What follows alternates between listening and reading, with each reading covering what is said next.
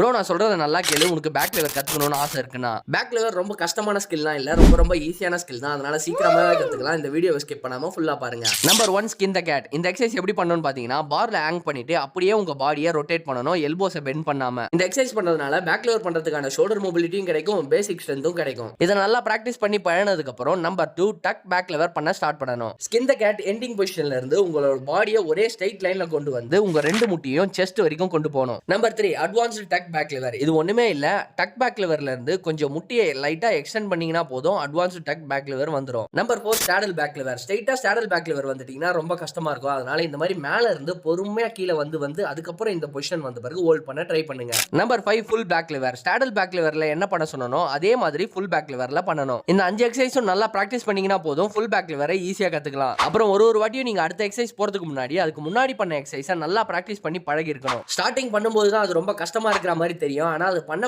உங்களோட பாடி அதுக்கு அடாப்ட் ஆகி ரொம்ப ஈஸி ஆயிடும். இந்த வீடியோ பிடிச்சிருந்தா லைக் பண்ணு. அடுத்து என்ன வீடியோ வேணும்ன்றத கமெண்ட் பண்ணு. அடுத்த வீடியோ மிஸ் பண்ணாம இருக்க ஃபாலோ பண்ணு.